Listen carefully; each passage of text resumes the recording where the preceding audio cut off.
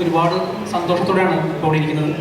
അപ്പോൾ എല്ലാവരോടും ആദ്യം ഒരു നന്ദിയും എല്ലാ ഷോയും അത്യാവശ്യം നന്നായിട്ട് പോയിക്കൊണ്ടിരിക്കുകയാണ്.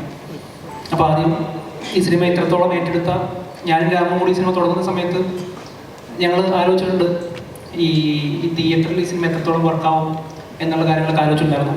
ഞങ്ങളത് ചിന്തിച്ച പോലെ വിചാരിച്ച പോലെ ഈ സിനിമ ഇത്രത്തോളം സ്വീകരിച്ച പ്രേക്ഷകരോട് ആദ്യം നന്ദി പറഞ്ഞു തുടങ്ങുന്നു. അതിൻ്റെ ഒപ്പം മീഡിയാസ് ഇപ്പോൾ കഴിഞ്ഞ സിനിമ ഇറങ്ങിയിട്ട് ഇപ്പോൾ 11 ദിവസമായി. 11 ദിവസവും സോഷ്യൽ മീഡിയയിൽ ഈ സിനിമ നിറഞ്ഞു നിൽക്കുന്നതിൽ നിങ്ങൾ വഹിക്കുന്ന പങ്ക് വളരെ വലുതാണ്. നമ്മുടെ പല ഇവൻറ്റ്സുകളും ഇപ്പോൾ നടന്നു. എല്ലാ ഇവൻറ്റ്സിലും നിങ്ങൾ വരികയും കവർ ചെയ്യുകയും ഒക്കെ ചെയ്ത് നിങ്ങളുടെ ഒരു സഹപ്രവർത്തകരായിരുന്നു ഞാൻ കഴിഞ്ഞ എല്ലാവർക്കും അറിയുന്നതാണ്. അപ്പോൾ നല്ല രീതിയിൽ സപ്പോർട്ട് ചെയ്തിട്ടുള്ള നിങ്ങളോടുള്ള നന്ദി ആദ്യം പറയുന്നു. അതിൻ്റെ ഒപ്പം തന്നെ ഈ സിനിമ സംഭവിക്കാൻ ഒരുപാട് പ്രാവശ്യം ഞാൻ പറഞ്ഞിട്ടുള്ളതാണ്. ഒരുപാട് പേരുടെ സമ്മതമുണ്ടെങ്കിൽ മാത്രം സമ്മതിക്കുന്ന ഒരു സിനിമയാണ്. അതിൽ മമ്മൂക്ക ഉൾപ്പെടെ ബാക്കിയുള്ള മമ്മൂക്കോടില്ല, ബാക്കി എല്ലാവരും ഇവിടെ ഉണ്ട്. ഈ പറയുന്ന ഞാൻ സിനിമ കണ്ട് വളർന്ന സമയത്ത് ഞാൻ ജനിക്കുന്നതിന് മുമ്പ് സിനിമകൾ ചെയ്ത് തുടങ്ങിയിട്ടുള്ള ആൾക്കാരാണ്. മലയാളത്തിലെ ഏറ്റവും മികച്ച സിനിമകളുടെ ലെജൻസ് എൻ്റെ ഒപ്പം ഞങ്ങളുടെ സ്വപ്നത്തിനൊപ്പം ഞങ്ങളെപ്പോലെ 2 പുതിയ ആൾക്കാർ ഈ സിനിമ ചെയ്യുന്ന സമയത്ത് ഞങ്ങളെ വിശ്വസിച്ച് അവരുടെ സിനിമകളിൽ ഇത്തരത്തിലുള്ള ആൾട്ടർനേറ്റ് പരിപാടി വരുത്തി ഒരു സിനിമ ചെയ്യാൻ സമ്മതിച്ച ഇവരെല്ലാവരോടുള്ള നന്ദി ഞാൻ ആദ്യമായിട്ട് പറയുകയാണ്. വിജയകുമാർ സാറുണ്ട്, ജഗദീഷ് ചേട്ടനുണ്ട്, കമൽ സാറുണ്ട്, സിബി സാറുണ്ട്, മോഹൻ ചേട്ടനുണ്ട്. അതിൻ്റെ ഒപ്പം തന്നെ ഈ സിനിമയിൽ ആദ്യം മുതൽ ഈ സിനിമയുടെ ബേസിക് ഐഡിയ വന്ന കാലം തൊട്ട് ഞാൻ ആദ്യം ഡിസ്കസ് ചെയ്തിട്ടുള്ളതാണ് രമേശ് ചേട്ടൻ. അപ്പോൾ എന്തെങ്കിലും പറയാം, ആൻഡ്രോ ചേട്ടൻ ഇവിടെ ഉണ്ട്, അതിൻ്റെ സ്റ്റേജിൽ വരില്ല. ആൻഡ്രോ ചേട്ടൻ ഉള്ളതുകൊണ്ടാണ് ഇത് മൊത്തം ഇങ്ങനെ നടന്നത്. അതിൻ്റെ ഒപ്പം വേണു സാറ്, അതിന് ഒപ്പം വേണു സാറും കൂടെ ഉണ്ടായിരുന്നു. അപ്പോൾ ഈ രമേശ് ചേട്ടനോട് ഞാൻ ആദ്യം ഇതിൻ്റെ വേറെ ചെറിയൊരു വേർഷൻ ഈ സിനിമയുടെ പറഞ്ഞിട്ടുണ്ടായിരുന്നു. തുടക്കകാലത്തെ ഒരു വേർഷൻ പറഞ്ഞിട്ടുണ്ടായിരുന്നു എല്ലാവരും കേൾക്കുന്നതിന് മുമ്പ് തന്നെ. അപ്പോൾ രമേശ് ചേട്ടൻ്റെ കുറേ സെക്ഷൻസ് ഉണ്ടായിരുന്നു. അപ്പോൾ ആ രമേശ് ചേട്ടനെ ഇപ്പം ഞങ്ങൾ ഇവിടെ വിളിച്ചിട്ടുണ്ട്. രമേശ് ചേട്ടൻ ജോഫിൻ ഏകദേശം ഒരു 4 കൊല്ലം അടുത്ത മുമ്പാണ് ഇതിൻ്റെ ഒരു വളരെ രത്നച്ചെറുക്കമായിട്ടുള്ള രൂപരേഖയായിട്ടുള്ള കഥ പറയുന്നത്. ഈ കഥകൾ കേൾക്കുമ്പം അതിൻ്റെ ഒരു പോസിബിലിറ്റി, ഇതൊരു പ്രായോഗികത എത്രയാണ്. കാരണം പ്രായോഗികത പറഞ്ഞാൽ കഥാപരമായിട്ടല്ല, ഇത്രയും പേരുടെ അനുവാദങ്ങൾ ഇതിനകത്ത് വേണം. ജോഫിൻ വലിയ ഒരു വെല്ലുവിളിയായിട്ട് ഞാൻ പറഞ്ഞത് സിനിമ ചെയ്ത് തീർക്കലല്ല, ഈ സിനിമകളെല്ലാം ആളുകൾക്ക്, നിങ്ങളൊക്കെ ചെയ്തിട്ടുള്ള എല്ലാ സിനിമകളും ആളുകൾക്ക് വളരെ പ്രിയപ്പെട്ടതാണ്. ചില കവർ സോങ്ങൊക്കെ പാടുമ്പോൾ ആൾക്കാർ കമൻ്റ് ഇടുന്നുണ്ട്, ആ നല്ല പാട്ട് നീ നശിപ്പിക്കരുത്, അത് ചെന്ന് തുടരുമെന്ന് പറയുന്ന പോലെ ഈ സിനിമകളിലൊക്കെ ഒന്ന് മലയാളികൾ അത്രയധികം നെഞ്ചോട് ചേർത്ത് വെച്ചിട്ടുള്ള സിനിമകളിലൊന്ന് തൊടുക എന്ന് പറയുന്നത് പോലും ഞങ്ങളുടെ ബാച്ചിന് വളരെ വളരെ പാടുള്ള കാര്യമാണ്. അപ്പോൾ അത് അത്ര അനുവാദങ്ങൾ മേടിച്ചെടുക്കുന്നിടത്താണ് ഈ സിനിമ ഉണ്ടാകുന്നത്. ഓരോരുത്തർക്കും അവരവരുടെ കലാസൃഷ്ടി അത്ര പ്രിയപ്പെട്ടതാണ്. അതിൽ അത്രയും ഓൾട്ടർനേറ്റായിട്ട് കാര്യങ്ങൾ കടന്നു വരിക, അതിലൂടെ സിനിമ വരിക എന്ന് പറയുന്നതിൻ്റെ പാട്. ജോഫിൻ ഇപ്പോൾ പറഞ്ഞു, ആദ്യം കഥ പറഞ്ഞു എന്ന്. പക്ഷേ പിന്നീടുള്ള കുറച്ച് ദിവസങ്ങൾ കൊണ്ട് രാമും ജോഫിനൊക്കെ കൂടെ ഈ കഥ ഇത്രയും, ഞാൻ കേട്ട കഥയും കാണുന്ന കഥയും തമ്മിലുണ്ടായ ഒരു വ്യത്യാസം തിയേറ്ററിൽ നിന്ന് വലിയ അത്ഭുതത്തോടെ നോക്കിക്കണ്ടിട്ടുള്ള ഒരാളാണ് ഞാൻ. അതിൽ മമ്മൂട്ടി ചേട്ടൻ എന്ന് പറയുന്നതിൻ്റെ ആ ലാസ്റ്റ് ഡയലോഗ് നമുക്ക് പറയുമ്പോഴും അവിടെ ഉണ്ടായിരുന്നു ഞാൻ. ആ പേര് ആദ്യം ഈ സിനിമയിൽ പറഞ്ഞതും അതിന് കാരണക്കാരനായതും അത് മുത്തരംകുന്ന് വ്യൂ എന്ന് പറയുന്ന സിനിമയിൽ നിന്നാണ്. അതിൻ്റെ ഒരു തുടക്കം ജഗദീഷ് ചേട്ടൻ്റെ കഥയാണ് ആ സിനിമ എന്ന് പറയുന്നത്. അപ്പം ഇനി ഞാൻ ജഗദീഷ് ചേട്ടൻ രണ്ടുമൊക്കെ പറഞ്ഞിട്ട് നമുക്ക് ഡിസ്കഷനിലോട്ട് പോകാം. വഴി മറക്കാൻ പാടില്ല, അതൊരു പൊതു തത്വമാണ്. എന്നെ സംബന്ധിച്ചിടത്തോളം വന്ന വഴി ഓർമ്മിക്കാൻ ഒരു അവസരം കിട്ടിയതിന് വളരെ നന്ദി. എൻ്റെ ജീവിതത്തിൽ, എൻ്റെ കരിയറിൽ ജഗദീഷിനെ ജഗദീഷാക്കിയതിൽ ഏറ്റവും വലിയ പങ്ക് വഹിച്ചിട്ടുള്ള വ്യക്തിത്വങ്ങളാണ് എൻ്റെ കൂടെ ഇരിക്കുന്നത്. സംവിധായകൻ സിബി മലയിൽ, കമൽ, 7 ആർട്സ് വിജയകുമാർ, 7 ആർട്സ് മോഹൻ. ഒരു കമ്പനിയുടെ പേരിൽ ഒരു പ്രൊഡക്ഷൻ കൺട്രോളർ അറിയപ്പെടുക എന്ന് പറയുമ്പോൾ മനസ്സിലായില്ല. ഇപ്പോൾ 7 ആർട്സിൻ്റെ ഓൾമോസ്റ്റ് എല്ലാ ചിത്രങ്ങളും കൺട്രോളറായിട്ട് വർക്ക് ചെയ്തിട്ടുള്ള മോഹനാണ്. 7 ആർട്സ് വിജയകുമാർ എന്ന് പറയുന്നത് ഒരു പ്രൊഡ്യൂസർ എന്ന് പറയുമ്പോൾ കലയോടുള്ള അദമ്യമായ സ്നേഹത്തിൻ്റെ ആ ഒരു ശക്തിയിലാണ് സിനിമാ രംഗത്തോട്ട് വന്നത്. പണം മുടക്കി പണം കൊയ്യണം എന്ന ഉദ്ദേശത്തിനപ്പുറം നല്ല ചിത്രങ്ങൾ മലയാള സിനിമയ്ക്ക് സംഭാവന ചെയ്യണം. അതോടൊപ്പം അതൊരു ബിസിനസ്സാണെന്നുള്ള യാഥാർത്ഥ്യം മനസ്സിലാക്കി നല്ല രീതിയിൽ എങ്ങനെ എക്സിക്യൂട്ട് ചെയ്യാമെന്ന് ചിന്തിച്ച് ഉറപ്പിച്ച് വിദേശ രാജ്യത്ത് താൻ അധ്വാനിച്ചുണ്ടാക്കിയ കാശ് മലയാള സിനിമയ്ക്ക് വേണ്ടി മുടക്കിയ, ഇവിടുത്തെ ഫിലിം പ്രൊഡ്യൂസേഴ്സ് അസോസിയേഷൻ്റെ പ്രസിഡൻ്റായിട്ടുള്ള, ചേംബറിൻ്റെയൊക്കെ ഭാരവാഹിയായിട്ടുള്ള പ്രസിഡൻ്റായിട്ടുള്ള വർത്തിച്ചിട്ടുള്ള 7 ആർട്സ് വിജയകുമാർ. കമലിനെ കുറിച്ച് നമുക്കറിയാം. അക്കാദമി ചെയർമാൻ എന്ന നിലയിലും ഫെഫ്കയുടെ ഭാരവാഹി എന്ന നിലയിലുമൊക്കെ തന്നെ മലയാള സിനിമയ്ക്ക് കോൺട്രിബ്യൂട്ട് ചെയ്തിട്ടുണ്ട്. നല്ല ചിത്രങ്ങൾക്ക് വേണ്ടി എല്ലാ കാലത്തും നിലകൊണ്ടിട്ടുള്ള സംവിധായകനാണ് കമൽ. സൂപ്പർ താരങ്ങളുടെ ചിത്രമെടുക്കുമ്പോഴും താരങ്ങളുടെ ഇമേജിന്റെ പിന്നാലെ പോകാതെ അവരുടെ നല്ല ചിത്രങ്ങളായിരിക്കണം മലയാള സിനിമയ്ക്ക് നൽകേണ്ടതെന്ന് വിശ്വസിച്ച സംവിധായകൻ കമൽ. സിബി മലയിലിനെ കുറിച്ചും എനിക്ക് പറയാനുള്ളത് അത് തന്നെയാണ്. സിബി എല്ലാ കാലത്തും, സിബിയെ കുറിച്ച് പറയുമ്പോൾ എനിക്ക് ഒരുപാട് പറയാനുണ്ട്. അത് നിങ്ങളുടെ ചോദ്യങ്ങൾക്ക് മറുപടിയായിട്ട് ഞാൻ പറയാം. ഞാൻ പെട്ടെന്ന് ഓർക്കുന്നത് ഓടരുത് അമ്മാവ് ആളറിയാം എന്ന എൻ്റെ രണ്ടാമത്തെ ചിത്രത്തിൽ അസോസിയേറ്റ് ഡയറക്ടറായിരുന്നു സിബി മലയിൽ. ഓടരുത് അമ്മാവ് ആളറിയാം എന്ന ചിത്രത്തിൽ ഹോട്ടൽ അമൃതയിൽ നിന്നും എൻ്റെ ബജാജ് പ്രിയ എന്ന സ്കൂട്ടറിൽ ഞങ്ങൾ ഒരുമിച്ച് മെർലാൻഡ് സ്റ്റുഡിയോ വരെ പല ദിവസവും ഷൂട്ടിങ്ങിന് പോയിട്ടുണ്ട്. അപ്പോൾ ആ ആത്മബന്ധം നമുക്ക് ഊഹിക്കാം. ഇന്ന് അങ്ങനെ ഒരു കാര്യം നമുക്ക് ആലോചിക്കാൻ കഴിയില്ല. അത് ഒരു പോരായ്മയായിട്ട് ഞാൻ പറയുന്നില്ല. കാലത്തിൻ്റെതായിട്ടുള്ള ഒരുപാട് മാറ്റങ്ങളുണ്ട്. അപ്പോൾ ഇന്നത്തേതെല്ലാം തെറ്റാണെന്നും അന്നത്തേതെല്ലാം ശരിയാണെന്നും സമർത്ഥിക്കാൻ ഞാൻ ആളില്ല. പക്ഷെ അന്നുണ്ടായിരുന്ന കുറേ രസങ്ങൾ, കുറേ സൗകര്യങ്ങൾ, കുറേ സൗന്ദര്യങ്ങൾ ബന്ധങ്ങളിലുണ്ടായിരുന്ന ആ കാര്യങ്ങൾ ഒക്കെ തന്നെ ഞാനൊരു തുടക്കക്കാരൻ എന്ന നിലയിൽ എൻ്റെ അഭിനയം ശരിയാകുന്നുണ്ടോ എന്നൊക്കെ ഞാൻ ചോദിച്ചിരുന്നത് സിബിയോടാണ് കൂടുതൽ. പ്രിയനോടും അതോടൊപ്പം തന്നെ സിബിയോടും പിന്നെ ശ്രീനിവാസനോടും. ഇവിടെ ഏറ്റവും കൂടുതൽ സാന്നിധ്യം വേണ്ടിയിരുന്ന ഒരു വ്യക്തിത്വം എന്ന് പറഞ്ഞാൽ ശ്രീനിവാസൻ്റെതാണ്. കഥ എൻ്റേതാണെങ്കിലും മുത്താരം കുന്നിൻ്റെ ആ സ്ക്രിപ്റ്റ് രൂപത്തിലാക്കിയത് ശ്രീനിവാസനാണ്. എൻ്റേത് വേണമെങ്കിൽ കഥാബീജം എന്ന് മാത്രമേ വിശേഷിപ്പിക്കാൻ കഴിയൂ. ഇതിലെ അമ്മിണിക്കുട്ടി ഉൾപ്പെടെയുള്ള മമ്മൂക്കയുടെ സാന്നിധ്യം ഉൾപ്പെടെയുള്ള കാര്യങ്ങളെല്ലാം ശ്രീനിവാസന്റെ കോൺട്രിബ്യൂഷനാണ്. എൻ്റെ സഹൃദയ സമക്ഷം എന്ന നാടകത്തിൽ ഇതിൻ്റെ കഥയുണ്ട്. ഈ ഫയൽമാന്റെ കഥയുണ്ട്, ഫയൽമാന്റെ മകളുണ്ട്, ഫയൽമാന്റെ മകളുടെ പ്രേമമുണ്ട്. അതിനെല്ലാം തന്നെ പുതിയ ഒരു ഭാഷ്യം കൊണ്ടുവന്നത് ശ്രീനിവാസൻ എന്ന മലയാള സിനിമയുടെ തന്നെ കരുത്താണ്, സമ്പത്താണ്, എൻ്റെ ഏറ്റവും അടുത്ത സുഹൃത്താണ്. ഇനി രമേശിലേക്ക് ഞാൻ മൈക്ക് കൈമാറുന്നു. അതോടൊപ്പം നിങ്ങളുടെ ചോദ്യങ്ങളുടെ ഉത്തരമായിട്ട് ഇവരുമായിട്ടുള്ള എൻ്റെ ബന്ധത്തെക്കുറിച്ചൊക്കെ ഞാൻ രാമുവായിട്ടാണ് എനിക്ക് കൂടുതൽ സംസാരിക്കാനൊന്നും പറ്റാത്ത രാമുവിൻ്റെ സാന്നിധ്യം എനിക്ക് സന്തോഷം പകരുന്നു. ജോഫിൻ എൻ്റെ അടുത്ത് പ്രീസ്റ്റില് അഭിനയിച്ചു, അതൊരു വൻ ഹിറ്റായി തീർന്നു. ആ പ്രീസ്റ്റിന്റെ സമയത്ത് തന്നെ ജോഫിനെയും ഈ ആൻഡോയും അല്ലെങ്കിൽ വേണു കുന്നപ്പള്ളിയൊക്കെ അടുപ്പിച്ചതിൻ്റെ ഒരു കാര്യം ജോഫിന്റെ കഴിവ് മാത്രമല്ല, വിനയമുള്ള വളരെ ലാളിത്യമുള്ള ഒരു ചെറുപ്പക്കാരൻ.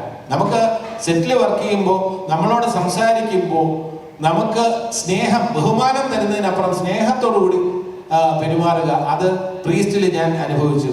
അതിനുശേഷം ഇതിന്റെ കഥ വന്ന് പറഞ്ഞപ്പോൾ ഈ രമേശ് സൂചിപ്പിച്ചതുപോലെ ആ കഥയ്ക്ക് ഇത്രയും സാധ്യതകളുണ്ടെന്ന് മനസ്സിലാക്കിയത് സിനിമ കണ്ടപ്പോഴാണ്. ഞാൻ 2 പ്രാവശ്യം സിനിമ കണ്ടു. ഒന്ന് തിരുവനന്തപുരത്ത് ഫസ്റ്റ് ഡേ കണ്ടു, പിന്നെ അതിനുശേഷം ചെന്നൈയിൽ എൻ്റെ കുട്ടികളെല്ലാം കൂടെ ചേർന്ന് ഞങ്ങൾ ഈ പൊങ്കൽ അവധിക്ക് ഞങ്ങൾ അവിടെ പോയിരുന്നു. അപ്പോൾ എൻ്റെ സകുടുംബം ഞങ്ങൾ എല്ലാവരും കണ്ട് അവർക്കും എല്ലാവർക്കും വളരെയധികം ഇഷ്ടപ്പെട്ട ഒരു സിനിമ. അപ്പോൾ 2 പ്രാവശ്യം, അടുത്ത കാലത്ത് ഒരു സിനിമയും ഞാൻ 2 പ്രാവശ്യം കണ്ടിട്ടില്ല. വീണ്ടും ഞാൻ കാണാൻ ഉള്ള അവസരവും ഭാഗ്യവും എനിക്കുണ്ടായി. അത് കുടുംബാംഗങ്ങളോടൊപ്പം ഇരുന്ന് കാണാനുള്ള ഭാഗ്യം എനിക്കുണ്ടായി.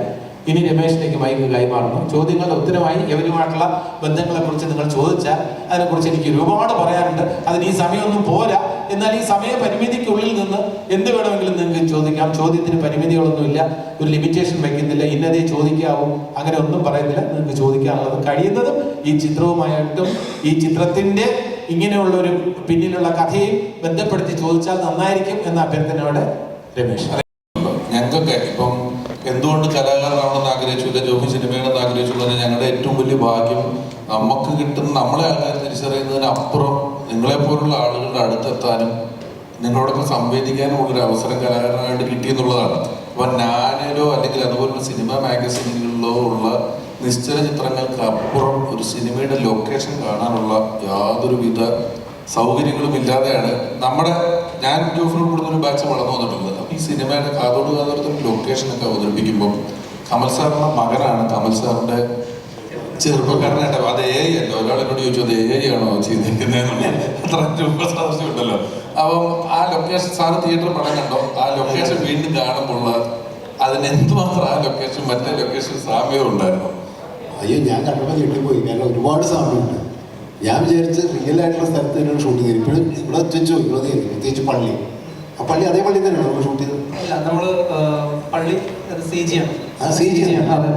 അയ്യോ കാരണം തരുമോ അതേപോലെ തന്നെ നിങ്ങൾ കാതോട് കഥ കണ്ടിട്ടുണ്ടെങ്കിൽ സെയിം സ്റ്റെപ്സ് അങ്ങനെയുള്ള പള്ളിയുടെ എല്ലാം ഇതൊക്കെ ഞാൻ മോഹനെടുത്ത് ചോദിക്കുകയായിരുന്നു നമ്മൾ എവിടെയായിരുന്നു ഷൂട്ട് ചെയ്ത് കറക്റ്റ് ആണെന്ന് എനിക്ക് ഓർമ്മയില്ല. അപ്പം തിരുമണിക്കുന്ന് പള്ളി അത് ആ പള്ളി ഷൂട്ട് ചെയ്തിട്ടുണ്ട്. പക്ഷെ പുതിയ അതെ അത് അത്രമാത്രം സമയമുണ്ട്. അതുപോലെ തന്നെ ഒരുപാട് ലൊക്കേഷൻസ് ആ സിനിമയിൽ കാണിച്ചിട്ടുള്ള സിനിമയായിട്ട് ബന്ധപ്പെട്ടുള്ള എല്ലാ ലൊക്കേഷൻസും കാരണം അത്രമാത്രം റെഫർ ചെയ്തിട്ടായിരിക്കും അല്ലേ ഇവരത് ചെയ്തിട്ടുണ്ടാവും. അപ്പം ഒരു എഫേർട്ട് ഭയങ്കര അത്ഭുതം തോന്നുന്നുണ്ട് എനിക്ക്. ഞാൻ ഓർക്കുന്നത് ഇവർ 3 വർഷമായിട്ടുണ്ടാവും ഒരിക്കലും എൻ്റെ അടുത്ത് ആദ്യം 3 വർഷമായിട്ട് ആദ്യം രണ്ടുപേരും തന്നെ രാമും ജോഫിനും തന്നെയാണ് എൻ്റെ അടുത്ത് വന്നിട്ട് ഇങ്ങനൊരു കോൺസെപ്റ്റ് ഉണ്ട് ഇങ്ങനെ ചെയ്യാനാണ്. അത് ജോൺ പോൾ ജീവിച്ചിരുന്നു. അങ്കിൾ ജോൺ പോൾ പറഞ്ഞിട്ടാണ് വരുന്നതെന്ന് പറഞ്ഞിട്ടാണ് എൻ്റെ അടുത്ത് സംസാരിക്കുന്നത് ഈ കാര്യം. അപ്പോൾ എനിക്ക് അപ്പം തന്നെ ഭയങ്കര എക്സൈറ്റ്മെൻറ്റ് തോന്നി. ഞാൻ ചോദിക്കുകയും ചെയ്യും ഇത് എങ്ങനെ വർക്കാവുന്നു. കാര്യം നമുക്കൊരു അത്ഭുതം എങ്ങനെയായിരിക്കും സ്ക്രിപ്റ്റ് ചെയ്യാൻ പോകുന്നത്. പിന്നെ അതിൻ്റെ മർഡറും കാര്യങ്ങളൊക്കെ പിന്നീട് എങ്ങനെയായിരിക്കും ഇൻവെസ്റ്റിഗേഷനൊക്കെ എനിക്കറിയില്ല. അത് ഇങ്ങനെ ഹസ്ബൻഡിൻ്റെ ക്യാരക്ടറെ കുറിച്ച് അങ്ങനെ ഡീറ്റെയിൽ പറയാനൊന്നുമില്ല. അപ്പോൾ എങ്ങനെയായിരിക്കും ഇതിൻ്റെ ഇൻവെസ്റ്റിഗേഷൻ ഒന്നും അറിയില്ല. ഇത്രമാത്രം ഡീറ്റെയിലിംഗ് ആ ഇതിന് കഥയോട് കഥയായിട്ട് കണക്ട് ചെയ്തിട്ടുണ്ടാവും ഞാൻ വിചാരിച്ചില്ല. അപ്പോൾ ഒരുപാട് ഓർമ്മകളുണ്ട്. ആ സിനിമ കണ്ടു കഴിഞ്ഞപ്പോൾ ഞങ്ങൾ കഥയോട് കഥനെ ഷൂട്ട് ചെയ്ത പ്രത്യേകിച്ച് ഭരതേട്ടനും ഇപ്പോൾ ജീവിച്ചിരിക്കില്ല. ആ ഭരതേട്ടനായിട്ടുള്ള ഓർമ്മകളൊക്കെ തന്നെ ഒരുപാട് ഓർമ്മകളുള്ള ഒരു സിനിമയാണ്. പിന്നെ വിജയകുമാറിൻ്റെ കാര്യം പറയണമെങ്കിൽ ഈ 7 ആർട്സിൻ്റെ ബാനറിൽ ആദ്യം ചെയ്യുന്ന സിനിമയാണ് കാതോട് കഥ. അതൊരു വലിയ കാരണം ഭരതേട്ടനിൽ നിന്ന് തുടങ്ങി അല്ലേ. അതൊരു വലിയ ബാനറായി മലയാള സിനിമയിലെ നിറഞ്ഞിരുന്നു. നമുക്കറിയാലോ പഞ്ചാഗ്നി, നക്ഷത്രങ്ങൾ ഇത് 3 ഒരേ സമയത്താണ് അല്ലേ വർക്ക് നടക്കണം എന്നുള്ളതായിരുന്നു ഏറ്റവും വലിയ തമാശ. ഈ 3 പടങ്ങളും നന്നായിട്ട് വന്നു. അതുകൊണ്ട് 7 ആർട്സ് എന്ന് പറയുന്ന ബാനർ മലയാളത്തിലെ ഏറ്റവും വലിയൊരു ബാനർ ആയി മാറുകയും ചെയ്തു. അപ്പൊ അതൊരു വലിയ ഓർമ്മയാണ് ആ സിനിമ. ഫുൾ പേജ് പരസ്യം ഞാൻ ഓർക്കുന്നു. കാതോടത്തിന്റെ തൊട്ട് താഴെ ചിലമ്പെന്നായിരുന്നു എന്റെ ഓർമ്മ. അതെ അതെ അല്ലേ ചിലമ്പ്. അത് മോഹൻ പറയണ്ടായിരുന്നു. തിരുവനന്തപുരത്ത് എക്സൽ കോംപ്ലക്സിലാണ് എസ്എൽ കോംപ്ലക്സില് ഒരേ സമയത്ത് 7 ആർട്സിന് 4 ഫിലിം ഓഡിറ്റോറിയം കോംപ്ലക്സിൽ യുണീക്ക്. കാരണം കാതോട് കാതോരം കണ്ടിന്യൂ ചെയ്യുന്നു. പഞ്ചാഗ്നി 200 ഡേയ്സോളം അവിടെ റൺ ചെയ്യുന്നുണ്ടായിരുന്നു. നല്ല നക്ഷത്രങ്ങൾ ഓടിച്ചു ചിലപ്പോൾ അവിടെ റിലീസാകുന്നു. അങ്ങനെ ഒരു വളരെ യുണീക്ക് അച്ചീവ്മെന്റ്. അത് വേറെ വെച്ചാൽ ഭരതേട്ടൻ്റെ 2 പടം, അരൺ സാറിന് 2 പടം, 2 ഡയറക്ടർമാരെ 2 പടം അറ്റ് എ ടൈം കളിക്കുക എന്ന് പറയുന്നത് ആ കാലത്തൊക്കെ നടക്കുന്ന കാര്യമാണ്. ഇപ്പോൾ ഒരിക്കലും സിനിമയിൽ സംഭവിക്കില്ല. എങ്ങനെയാ ഒരു വിശ്വാസം തോന്നി ആ സിനിമ എടുക്കുന്നു അതിന് ഇത്രയധികം മാനിപ്പുലേറ്റ് ചെയ്തു എന്ന് പറയുന്നിടത്തുള്ള ഒരു വിശ്വാസത്തിലേക്ക് എത്തിയത് എങ്ങനെയായിരുന്നു? അല്ല അവിടെ വിജയകുമാർ സാറിനോട് ചോദിച്ചത് ഈ സിനിമ വന്നപ്പോ സാറിന് ആ സിനിമയിലെ ഒരു അനുഭവം നമ്മൾ എടുക്കുവാണല്ലോ. ഓൾറെഡി ഉള്ള ഒരു പ്രോഡക്റ്റ് ഇത്രയും മാനിപ്പുലേറ്റ് ചെയ്യാണല്ലോ. കുറച്ചൊന്നും അല്ല, കുറെ അധികം അതിന്റെ കേൾക്കുമ്പോൾ ഇത് വീണ്ടും വിശ്വസിക്കാവുന്ന ഒരു അവസ്ഥയായിട്ട് തോന്നിയത് എങ്ങനെയാണ്? അതിന് എൻ്റെ ഒരു ആൻസർ ഇപ്പോൾ കാതോട് കാതോരം സിനിമയിൽ നിന്നും ഒരു ഇൻസ്പയർ ചെയ്ത ഒരു ബാക്ക്ഡ്രോപ്പ് ഇതൊരു സീക്വൽ അല്ല, ടേക്ക് ഓഫ് അല്ല. ആൻഡോ എന്നെ വിളിച്ചിട്ട് ഇങ്ങനെ ഒരു കാര്യം ആദ്യം ഫോണിൽ കൂടിയാണ് സംസാരിക്കുന്നത്. അപ്പം ഞാൻ വിചാരിച്ച ആൻഡോ പറയുന്നത് സാധാരണ നമ്മൾ കേൾക്കുന്ന ഒരു സബ്ജക്റ്റിന്റെ റീമേക്ക് എന്ന് പറഞ്ഞ സീക്വൽ ആകാം പ്രീക്വൽ ആകാം, രണ്ടും ആകാം. അപ്പൊ ഇതുമല്ലോ അപ്പൊ ആൻഡോ എന്തോ അല്ലാതെ അതിന്റെ ഒരു ബാക്ക്ഡ്രോപ്പ് വെച്ച് നമ്മൾ ഞാൻ ആൻഡോയ്ക്ക് എന്താ ഇപ്പോൾ ഇങ്ങനെ കാതോട് അതിന്റെ ബേസ് ചെയ്തൊരു ബാക്ക്ഗ്രൗണ്ട് വരുന്ന ഒരു ഫിലിം തുടങ്ങിയിരുന്നു. ആൻഡോ ധൈര്യമായിട്ട് കൂടി ചെയ്യും. പിന്നെ നമുക്ക് മറ്റു കാര്യങ്ങളൊന്നും ഇതിനെപ്പറ്റില്ല. ആൻഡോ അതുകൊണ്ട് പ്ലാൻ ചെയ്യാം. അല്ല ഞാൻ എനിക്ക് എൻ്റെ ചില മെറ്റീരിയൽസും കാര്യങ്ങളും കുറച്ച് സംഭവമാണ് അതിൻ്റെ ആൾക്കാരായിട്ട് വരും. അപ്പോൾ ഞാൻ എൻ്റെ ഉള്ളതെല്ലാം തരാം. ഭാഗ്യത്തിന് ആൽബം ഉണ്ട്. പക്ഷേ ആൽബത്തിന് പല ഫോട്ടോസും സ്റ്റക്കായിട്ട് ഇത്ര വർഷമായിട്ട് പിടിച്ചു 40 വർഷമാകുന്നു. അപ്പോൾ ആൽബം ഇരിപ്പുണ്ട്. അങ്ങനെ വട്ട് എവർ മെറ്റീരിയൽ വട്ട് എവർ അവൈലബിൾ ആൻഡോ ഔട്ട് എടുക്കുക, പടം കൊണ്ട് നടക്കട്ടെ. ഇതായിരുന്നു എൻ്റെ ഫസ്റ്റ് റിയാക്ഷൻ. സെക്കൻഡ്ലി പടം തുടങ്ങി പടം റിലീസാവുന്നവരെ സത്യത്തിൽ എന്താണ് ഈ സിനിമ എന്നോ എങ്ങനെയായിരിക്കും ഈ ഒരു സിനിമ ഷേപ്പ് ഔട്ട് ചെയ്യുന്നതിനെ പറ്റും എനിക്ക് വലിയ നോളജൊന്നും ഇല്ലായിരുന്നു. ഞാൻ മറ്റാസ് താമസമായിട്ട് ഇവിടെ വലിയ ഇൻട്രാക്ഷൻ ഉണ്ടായിരുന്നു. പക്ഷെ ഞാനിപ്പോൾ സിനിമ കണ്ടപ്പോൾ എനിക്ക് തോന്നിയത് കാതോട് കാതോരത്തിലെ ക്യാരക്ടറും അതിൽ നിന്ന് ഉത്ഭവിച്ച ഒരു ബാക്ക്ഗ്രൗണ്ടും എല്ലാം 100% ജസ്റ്റിഫൈഡ് ആയിട്ട് കൺവിൻസിങ് ആയിട്ട് വന്നാൽ അതിമനോഹരമായ ഒരു പടമാണിത്. ഈ ബാക്ക്ഗ്രൗണ്ട് ഇല്ലെങ്കിൽ ഈ പടം നല്ല മനോഹരമായ പടമാണ്. That is because the film by itself അതിൻ്റെ ഒരു ഇൻവെസ്റ്റിഗേഷൻ, അതിൻ്റെ ഒരു സസ്പെൻസ്, അതിൻ്റെ ഒരു ട്രീറ്റ്മെൻറ്റ് പാറ്റേൺ ആൻഡ് ഇൻഫാക്ട് ഒരു ക്രൈം അല്ലെങ്കിൽ ഒരു ഇൻവെസ്റ്റിഗേറ്റീവ് ക്രൈം ഫിലിമിനകത്ത് കുറെ കൂടെ വയലൻസും ബഹളവും ഒക്കെയാണ് ഡോമിനേറ്റ് ചെയ്യുന്നത്. ഇത് normally, but in this film is more of സ്ക്രിപ്റ്റിങ്ങിൻ്റെയോ അല്ലെങ്കിൽ ഒരു ഇന്റലിജന്റ് ഇൻവെസ്റ്റിഗേഷൻ എന്ന് തോന്നുന്ന രീതിയിൽ അറ്റ് ദ സെയിം ടൈം ഓഡിയൻസിനെ പിടിച്ചിരുന്ന രീതിയിൽ ഒരു ഗ്രിപ്പ് കിട്ടണം. So that also is worked out. So I appreciate the team, director, writers and of course cast artist who perform. ഒരു അതിമനോഹരമായ ഒരു പടമായി വന്നത്. I'm very glad. കാതോട് കാതോരത്തിൽ ഇപ്പോൾ ജഗദീഷ് മുമ്പേ പറഞ്ഞ പോലെ ഇത്രയും വർഷങ്ങൾക്ക് ശേഷം നിയർലി 40 years കാതോട് കാതോരത്തിൻ്റെ ഒന്നുകൂടെ റിമെമ്പർ ചെയ്യാൻ, റിവൈവ് ചെയ്യാൻ ഈ പടം എന്നുള്ളത് it's also a great pleasure. നല്ല സംഭവമാണ്. ആൻഡ് ഐ എം ഗ്ലാഡ് ഇങ്ങനൊരു അസോസിയേഷൻ ഉണ്ടാകാൻ സംബന്ധിച്ചു. Thank you. Seven arts Mohan ഞാൻ പലർക്കും അറിയില്ല. ഈ സെവൻ ആർട്സ് മോഹൻ എന്ന് പറഞ്ഞാൽ ആരാണത്? പ്രൊഡക്ഷൻ കൺട്രോൾ ആണെന്നും അല്ലെങ്കിൽ സെവൻ ആർട്സിന്റെ പ്രൊഡക്ഷൻ കൺട്രോൾ ആണെന്നില്ല പലർക്കും അറിയില്ല. ഈ സിനിമയുടെ അങ്ങനെ ഒരു ഗുണമുണ്ടായി. ഞാൻ സെവൻ ആർട്സിന്റെ പ്രൊഡക്ഷൻ കൺട്രോൾ ആയിരുന്നെന്നും 40 വർഷത്തോളം ഞാൻ സിനിമയിൽ, 45 വർഷമായി. എന്തായാലും ഈ സിനിമേൻ്റെ ഒരു കഥ വെച്ച് 40 വർഷം ഞാൻ സിനിമയിലുണ്ടല്ലോ. അപ്പോൾ 45 വർഷം ഞാൻ സിനിമയിൽ ലൈവായി നിൽക്കുന്നു എല്ലാവരും കാണിക്കാൻ പറ്റി. അതെനിക്ക് ഭയങ്കര സന്തോഷം തോന്നുന്നു. പിന്നെ അഭിനയിക്കാൻ പറ്റും തോന്നുന്നുണ്ട്. അത് ആരെങ്കിലും വിളിച്ചാൽ അഭിനയിക്കാൻ. പിന്നെ ഈ സിനിമേൻ്റെ ഷൂട്ടിംഗ് സമയത്തുള്ള നല്ല ഓർമ്മകൾ കുറേ ഉണ്ടായി. ആ ഷൂട്ടിംഗ് സിനിമ കണ്ടപ്പോൾ നമ്മൾ ഈ സിനിമയായിട്ട് ബന്ധപ്പെട്ട് സെവൻ ആർട്സിൻ്റെ ഫസ്റ്റ് പടമായിരുന്നു വിജയമാസർ അന്ന് സിനിമ എടുക്കാൻ വന്ന് ആദ്യമായിട്ട് ഞങ്ങൾ മീറ്റ് ചെയ്തത്. അന്നോട്ട് സെവൻ ആർട്സിൻ്റെ അവസാന പടം വരെ ഞാൻ തന്നെ ചെയ്തുകൊണ്ടിരുന്നു. അപ്പോൾ അങ്ങനെ കുറേ നല്ല ഓർമ്മകൾ ഈ സിനിമകളുണ്ടായി. എൻ്റെ ഓർമ്മ ചെയ്യാൻ മോഹൻ്റെ ഫസ്റ്റ് പ്രൊഡക്ഷൻ കൺട്രോൾ ഒന്ന് വിടവും കഥകളും അല്ലേ? അല്ല സാർ, ഫസ്റ്റ് പ്രൊഡക്ഷൻ കൺട്രോൾ വെച്ചാൽ അന്ന് ഞാൻ അതിന് മുമ്പ് ഭരതനാട്യ ഫിലിം തന്നെ ചെയ്തിട്ടുണ്ട്. ലോറി എന്നുള്ള സിനിമ ചെയ്തിട്ടുണ്ട്. ലോറിയിൽ പക്ഷേ ഞാൻ മാനേജർ മാത്രമായിരുന്നു. പക്ഷെ പ്രൊഡക്ഷൻ കൺട്രോൾ എന്നുള്ള പേര് അതിന് മുമ്പ് പടത്തിന് സത്യേട്ടൻ്റെ പടം അടുത്തടുത്ത് നല്ല സിനിമയിലൊക്കെ ഞാൻ വർക്ക് ചെയ്തിട്ടുണ്ട്. ഓക്കെ. പിന്നെ വേറെ സുപ്രിയയുടെ കുറേ ഫിലിം ചെയ്തിട്ടുണ്ട്. ഓക്കെ.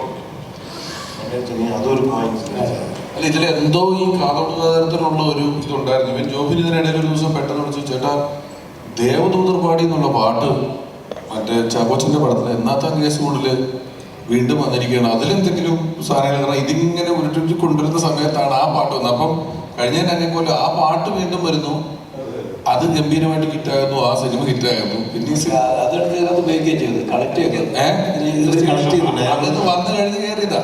അത് കാരണം അതും അതിനകത്ത് ഞെട്ടിപ്പോയി അതാദ്യം കണ്ടപ്പോ എന്നുള്ളത്. ജോഫിന്റെ കൂട്ടുകാരൻ രാം, കാരണം ഇപ്പം ഈ ജോഫിൻ ഇത് ആദ്യം പറഞ്ഞല്ലോ നിങ്ങളുടെ കൂട്ടത്തിലാന്നുള്ളത്.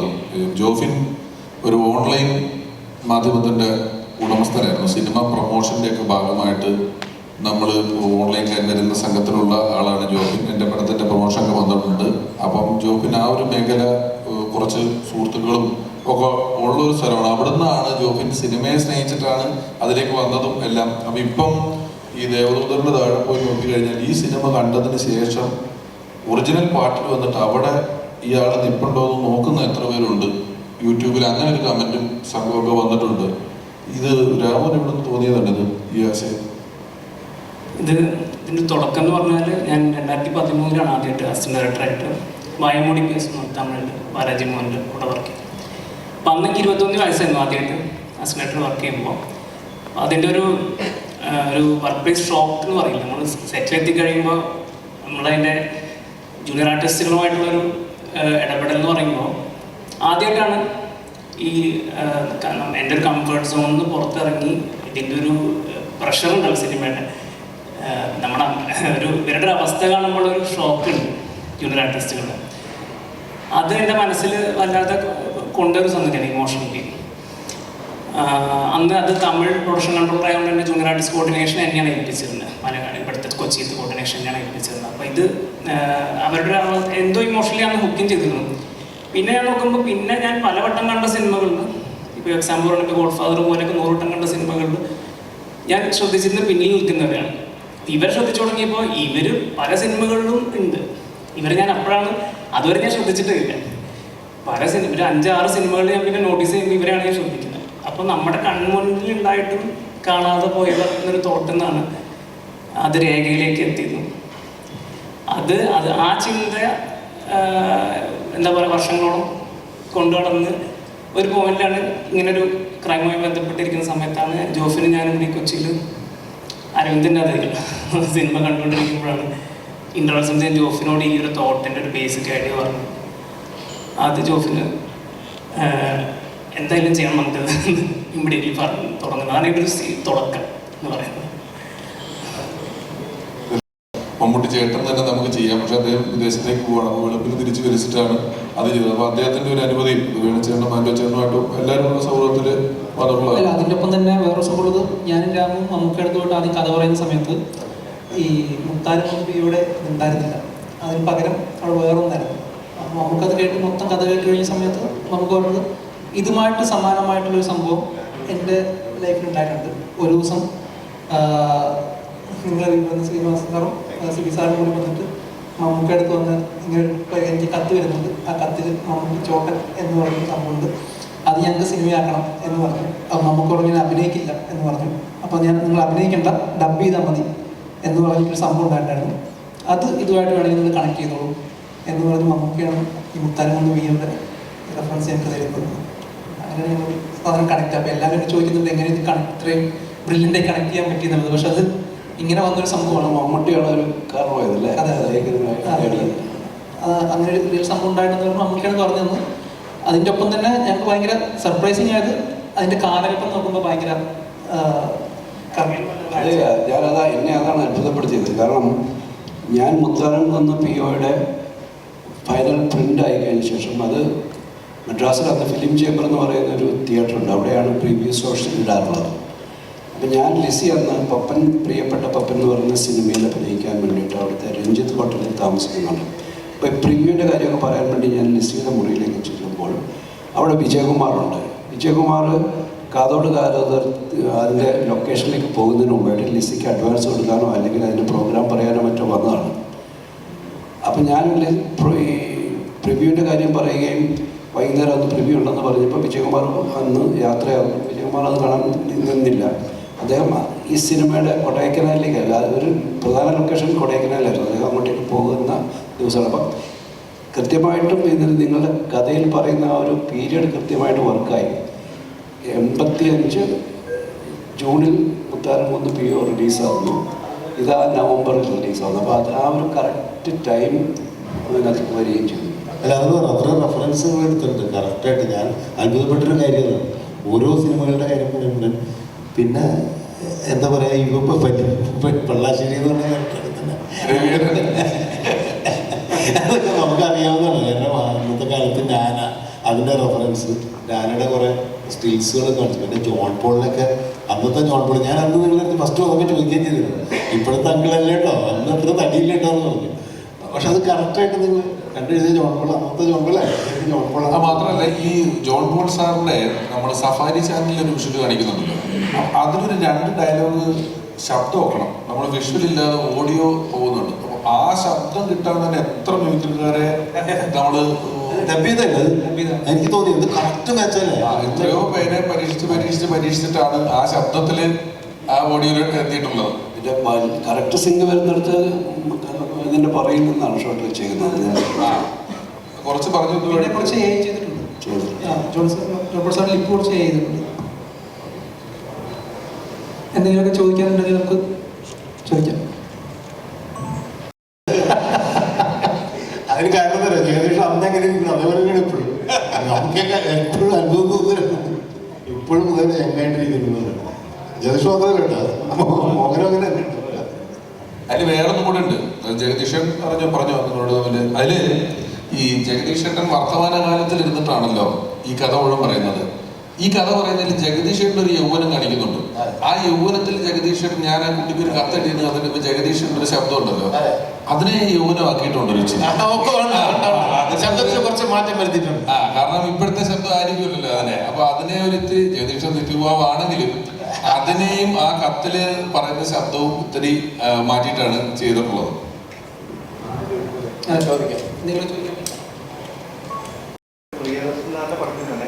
ഒത്തില്ല എന്നുള്ള ഡയലോഗ് അത് അദ്ദേഹം കണ്ടുപിടിച്ച് വന്നാണ്.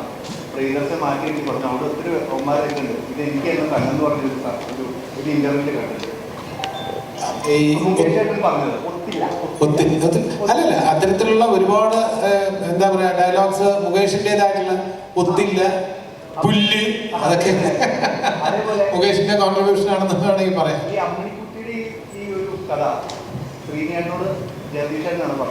അല്ല, അമ്മിണിക്കുട്ടി ശ്രീനിവാസന്റെ കോൺട്രിബ്യൂഷനാണ്. അമ്മിണിക്കുട്ടി, KP അമ്മിണിക്കുട്ടി എന്നുള്ള പേരും എൻ്റെ കഥയിലെ നായികയുടെ പേര് വേറെയായിരുന്നു. അതിൽ രസകരമായിട്ടുള്ള ഒരു കാര്യം പറയാം. ഇതിൽ മുകേഷിന് കൊടുത്തിരിക്കുന്ന പേര് ദിലീപ് കുമാർ എന്നാണ്, ശ്രീനിവാസിന് കൊടുത്തിരിക്കുന്ന പേര് ദേവാനന്ദ് എന്നാണ്. ഏറ്റവും ടോപ്പ് ആയിട്ടുള്ള 2 ഹീറോസിന്റെ പേരാണ് ഇതിൽ അവരുടെ കഥാപാത്രങ്ങൾക്ക് കൊടുത്തിരിക്കുന്നത്. അപ്പൊ ഇന്ന് ആലോചിക്കുമ്പോൾ എനിക്ക് സന്തോഷമുള്ള ഒരു കാര്യമുണ്ട്. അവർക്ക് വലിയ പേരുകൾ, വലിയ നടന്മാരുടെ പേരുകളാണ് കൊടുത്തത്. പക്ഷെ എൻ്റെ കഥാപാത്രത്തിന് ശ്രീനി തന്ന പേര് എനിക്ക് ഇന്ന് ഇഷ്ടമാണ്, വാസു. മലയാളത്തിന്റെ മണമുള്ള പേരാണ്. ഹിന്ദി നടന്മാരെ പിന്നിൽ പോയിട്ടില്ല. ഞാൻ സൈക്കിൾ ഷോപ്പുകാരൻ വാസുവാണ്. അതിൽ അമ്മിണിക്കുട്ടി എന്ന് പറയുന്ന കഥാപാത്രം മാത്രമല്ല, ധാരാസിംഗ്, എൻ്റെ കഥയിൽ ധാരാസിംഗ് ഇല്ലായിരുന്നു, ശ്രീനിവാസന്റെ കോൺട്രിബ്യൂഷനാണ്. അത് ധാരാസിംഗിനെ പോലുള്ള ഒരാള് പിന്നെ കീഴ്പ്പെടുത്തിയാൽ മാത്രമേ മകളെ വിവാഹം കഴിച്ചു കൊടുക്കുന്നാക്കിയാൽ അത് കൂടുതൽ ഗ്രിപ്പിംഗ് ആവുന്ന ശ്രീനിവാസൻ. അപ്പം നമ്മളെല്ലാവരും സിബിയൊക്കെ പറഞ്ഞു, എവിടുത്തെ ധാരാസിംഗിനെ കിട്ടും? അത് വേറെ കാര്യമുണ്ട്. ഈ താരാസിംഗ് ഞാൻ കേട്ടുള്ളതാണ്. ഇപ്പൊ നമ്മളിപ്പോ ഈ സിനിമേനെ ഇങ്ങനെ കാണിക്കുവാണല്ലോ, മാനിപ്പുലേറ്റ് ചെയ്യുവാണല്ലോ. അതിൽ സിനിമയാണെന്ന് അറിഞ്ഞിട്ട് പോലും താരാസിംഗ് ആദ്യം ഇടിയിൽ ഞാൻ തോക്കുവാണെങ്കിൽ ഞാൻ തോക്കാൻ റെഡിയല്ല എന്ന് പറഞ്ഞ് പോയിട്ടുണ്ടെന്ന്. അതുള്ള അല്ലല്ല, ആ കഥ അത് അങ്ങനെയല്ല, തോക്കാൻ റെഡിയല്ല നമ്മുടെ കഥയില്. അതെ, പിന്നെ ഡയലോഗ് കറക്റ്റ് ചെയ്തേണ്ടി വന്നു. സത്യമുള്ളതാണ് ഗുസ്തി എന്ന് പറഞ്ഞു. ഇതില് വേറൊരു കാര്യം എന്ന് വെച്ചാൽ, ഏറ്റവും ഇതില് മുത്താരക്കുന്നിനെ കുറിച്ച് മാത്രം ഒരു ദിവസം ഫുൾ പറയാനുണ്ട്. ഇതില് ദാരാസിംഗിന്റെ ക്യാരക്ടർ കൊണ്ടുവന്നു, എങ്ങനെ ദാരാസിംഗുമായിട്ട് ബന്ധപ്പെടും. അപ്പൊ എനിക്ക് അത്യാവശ്യം ഹിന്ദി അറിയാവുന്നതുകൊണ്ട് ഫോൺ ചെയ്യിച്ചു. അന്ന് ഈ പിന്നെ മൊബൈൽ ഫോണൊന്നും ഇല്ലല്ലോ. ഫോൺ ചെയ്ത് ദാരാസിംഗിന്റെ പ്രൈവറ്റ് സെക്രട്ടറിയായിട്ട് സംസാരിച്ച് ഇംഗ്ലീഷിലും ഹിന്ദിയിലും ഒക്കെ ആയിട്ട് പറഞ്ഞ് സിംഗ് സാബുമായിട്ട് ഒരു മീറ്റിംഗ് അറേഞ്ച് ചെയ്യണം. അപ്പൊ മീറ്റിംഗ് അറേഞ്ച് ചെയ്യാൻ സമ്മതിച്ചു. വന്ന് കണ്ടോളൂ, കഥ പറഞ്ഞോളൂ എന്ന് സമ്മതിച്ചു. അടുത്ത ചോദ്യം, ആര് പോവും? ഷൂട്ടിംഗ് തുടങ്ങിക്കഴിഞ്ഞു, സിബി ഫുള്ളി ബിസിയാണ്, ശ്രീനിവാസൻ സീൻസ് എഴുതിക്കൊണ്ടിരിക്കുകയാണ്. കാരണം ഓൺലൈൻ, പക്ക ഓൺലൈനാണ്. അപ്പൊ ആര് പോകും? അപ്പൊ പറഞ്ഞ ശ്രീനിവാസൻ പറഞ്ഞു, നീ തന്നെ പോകണം. ഞാൻ ഫ്ലൈറ്റിൽ കയറിയിട്ടില്ല, എനിക്ക് ഫ്ലൈറ്റ് ഞാൻ എന്താണെന്ന് പോലും എനിക്കറിയില്ല. അപ്പൊ ഞാൻ തനിച്ചോ. അന്ന് ഒരു ഷൂ സ്ട്രിങ് ബഡ്ജറ്റിൽ പടം എടുക്കുകയാണ്. കാരണം ഇത്ര ബഡ്ജറ്റ് എന്ന് ആദ്യമേ പറഞ്ഞിട്ടുണ്ട്. അപ്പൊ സിബി അതിൽ തീർത്തു കൊടുക്കാന്ന് പറഞ്ഞു. ആ വാക്ക് പാലിക്കുകയും ചെയ്തു. കാരണം ഇതിനകത്ത് ആ പടത്തിന് ഇത്രയും ഒരു അംഗീകാരം കിട്ടുമ്പോൾ പോലും ഒരു കാര്യം മനസ്സിലാക്കണം, അത് വളരെ ലിമിറ്റഡ് ബഡ്ജറ്റിൽ ആ ഇത്ര നിശ്ചിത ദിവസത്തിനുള്ളിൽ തീർത്ത പടമാണ്. ക്യാമറാമാൻ കുമാറിനെയും സിബിയെ എത്ര അഭിനന്ദിച്ചാലും മതിയാവില്ല. കാരണം അതിൻ്റെ ഒരു ഭംഗി ഒട്ടും ചോരാത്ത രീതിയിൽ തന്നെ അത് ഷൂട്ട് ചെയ്തിട്ടുണ്ട്. അപ്പോൾ ദാരാസിംഗിനെ ബുക്ക് ചെയ്യണമെന്ന് പറഞ്ഞപ്പോൾ എൻ്റെ അടുത്ത് പോകാൻ പറഞ്ഞു. ഞാൻ ആദ്യമായിട്ട് അങ്ങ് പോയി അവിടെ ചെന്ന് സിംഗ് സാബിനെ കണ്ടു. അപ്പോൾ ഇവിടുന്ന് പറഞ്ഞത്, അദ്ദേഹം അന്ന് പഞ്ചാബി സിനിമകൾ സംവിധാനം ചെയ്യുന്നുണ്ട്. പഞ്ചാബി സിനിമയിൽ വളരെ ബിസിയാണ്. ഹിന്ദി സിനിമയിൽ മർദ് പോലുള്ള സിനിമകളിലൊക്കെ ഗംഭീര വേഷം ചെയ്ത ആളാണ്. ഇവിടുന്ന് പറഞ്ഞു 2 ലക്ഷം രൂപ വരെയാണെങ്കിൽ ജഗദീഷ് കമ്മിറ്റിയിട്ട് വരണം. അപ്പോൾ ഇവിടുന്നുള്ളവർ ഇവരൊക്കെ 10 ലക്ഷം ചോദിക്കും, 15 ലക്ഷം ചോദിക്കും. ഞാനവിടെ പോയി സിംഗ് സാബിൻ്റെ അടുത്തൊരു കഥയൊക്കെ പറഞ്ഞു. കഥയൊക്കെ ഇഷ്ടപ്പെട്ടു. പക്ഷേ റെമ്യൂണറേഷൻ്റെ കാര്യം പറഞ്ഞപ്പോൾ എന്താണ് നിങ്ങൾക്ക് തരാൻ പറ്റുക എന്ന് ചോദിച്ചു. ഞാൻ പറഞ്ഞു, സാർ ഇത് റെമ്യൂണറേഷനായിട്ട് കണക്കാക്കുന്നത്. മലയാള സിനിമ എന്ന് പറഞ്ഞാൽ പഞ്ചാബി സിനിമയുടെയും വളരെ താഴെയാണ്. റവന്യൂ എന്ന് പറഞ്ഞാൽ വളരെ കുറവാണ്. നമ്മൾ നല്ല സിനിമകൾ എടുക്കുന്ന ആൾക്കാരാണ്. സാറ് വേറൊന്നും വിചാരിക്കരുത്, റെമ്യൂണറേഷന് വിചാരിക്കരുത്. സാർ എന്നെ ഒന്നും ചെയ്യരുത് 10 പ്രാവശ്യം പറഞ്ഞിട്ട് ഞാൻ പറഞ്ഞു, സാർ 25,000 റുപ്പീസ് തരാം. ശരി, ഞങ്ങൾ വിശ്വസിക്കില്ല. 25,000 ഞാൻ ബുക്ക് ചെയ്തിട്ട് വരുന്നത്. ശ്രീനിവാസന് സിബി 25,000 ഇതെങ്ങനെ സംഭവിച്ചു? ഞാൻ പറഞ്ഞ നിങ്ങൾ അതൊന്നും അറിയരുത്. അദ്ദേഹം അതിന് സമ്മതിച്ചു. അത് അദ്ദേഹത്തിന്റെ വലിയ മനസ്സ്. എൻ്റെ വാചകത്തിന്റെ മെഡിക്കനേക്കാളും അദ്ദേഹത്തിന്റെ വലിയ മനസ്സായിട്ടാണ് ഞാൻ കാണുന്നത്. നല്ല സിനിമയ്ക്ക് വന്നു. ഇവിടെ വന്നപ്പോൾ ഒരുപാട് പ്രിപ്പറേഷൻസ്. നമ്മൾ ദാരാസിംഗിന് വേണ്ടി എത്ര കോഴി അറേഞ്ച് ചെയ്യണം, എത്ര മുട്ട അറേഞ്ച് ചെയ്യണം, എത്ര പാൽ അറേഞ്ച് ചെയ്യണം.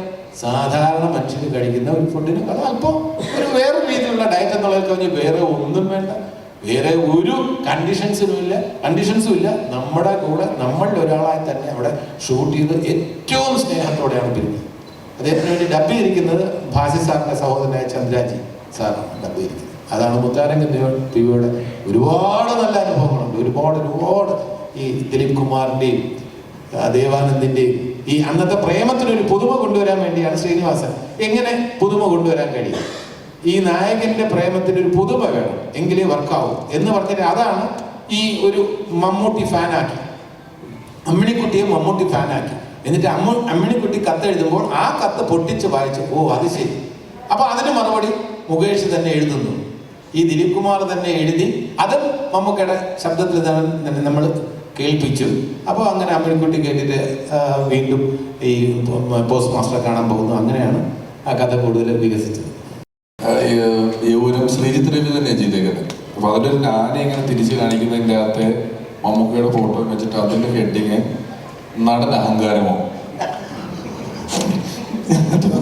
ആദ്യമേ ചോദിച്ചിട്ടില്ലെന്ന് തോന്നുന്നു നാനയിലെ വാർത്ത എന്താണെന്ന്. ഓ അതിനകത്തും അത് തന്നെയാണോ പറഞ്ഞേക്കുന്നത്? 40 വർഷം മുമ്പുള്ള നാനയിലെങ്കിലും നല്ലത് കാണിക്കാൻ പാടില്ലായിരുന്നു എന്ന് ചോദിക്കുന്നുണ്ടായിരുന്നു. അത് നിനക്ക് എവിടെ ചോദിക്കുന്നത്? അത് കിട്ടിയത് നടൻ അഹങ്കാരമോ എന്നൊരു ആ ഒരു അന്നത്തെ കാലത്തെ പത്രസ്വഭാവവും മൊത്തത്തിലുള്ള ഒരു സുഖം വെച്ചാണ് അങ്ങനെ ചെയ്യുന്നതേ ഉള്ളൂ. ഇപ്പൊ ഓൺലൈനിൽ നിങ്ങൾ ഇടാറുണ്ടല്ലോ. ഇവനൊക്കെ ഇവനാരെങ്കിലും പറഞ്ഞു കൊടുക്കണം. ഇവന് ഈ അടുത്ത കാലം വരെ അതായിരുന്നല്ലേ ജോലി.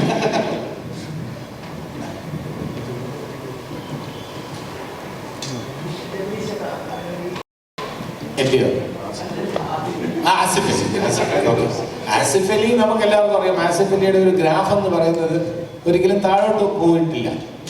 ആസിഫ് അലിയുടെ ഇപ്പോൾ ആസിഫ് അലിയുടെ ഒരു പടം എന്ന് പറയുമ്പോൾ ആസിഫ് അലിയുടെ സെലക്ഷനെ കുറിച്ച് പ്രേക്ഷകർക്ക് എല്ലാവർക്കും അറിയാം. അപ്പോൾ ഇതിൽ എന്തെങ്കിലും ഉണ്ടാകും എന്ന പ്രതീക്ഷയോടെ ആയിരിക്കും പ്രേക്ഷകർ വരിക. ഇനി അടുത്ത ചിത്രം ആഭ്യന്തര കുറ്റവാളി എന്ന് പറയുന്ന ചിത്രമാണ്. അതിലും ഭാഗ്യവശാൽ ഞാനൊരു വേഷം ചെയ്യുന്നുണ്ട്. അപ്പോൾ അത് പ്രതീക്ഷയോടെ കാത്തിരിക്കുകയാണ്.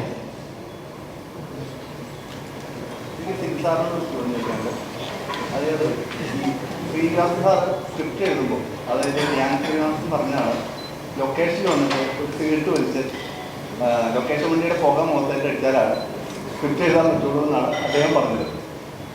അപ്പോൾ ഒരു സ്ക്രിപ്റ്റ് ഫുൾ പ്രിപ്പയർഡ് ആയിട്ടില്ല, അദ്ദേഹം ലൊക്കേഷൻ വന്നാണ് സ്ക്രിപ്റ്റ് എഴുതുന്നത്. അപ്പോൾ ഈ ലൊക്കേഷൻ എഴുതി സ്ക്രിപ്റ്റ് പ്രിപ്പയർ ചെയ്ത് സാറിന് നിന്നും ഈ ഷോർട്ട് ഡിവിഷനൊക്കെ ചെയ്തിട്ട് എപ്പോഴാണ് അത് ഷൂട്ട് ചെയ്യാനുള്ള ടൈമിങ് എങ്ങനെയാണ് ഒന്ന് അഡ്ജസ്റ്റ് ചെയ്തിട്ടുള്ളത്? ഈ ജനറേറ്ററിന്റെ രണ്ടുപേരും മറുപടി പറഞ്ഞിട്ട് എനിക്ക് പറയാനുണ്ട്. ഈ ജനറേറ്ററിന്റെ പുക കേട്ടിട്ട് അല്ലെങ്കിൽ ശബ്ദം കേട്ടിട്ട് എഴുതുക എന്ന് പറയുന്നത് എക്സാജറേറ്റഡ് ആയിട്ട് നമ്മൾ തമാശയായിട്ട് പറയുന്നതാണ്. അത് ലോഹിയെക്കുറിച്ചും പറയാറുണ്ട്, ശ്രീനിയെക്കുറിച്ചും പറയാറുണ്ട്.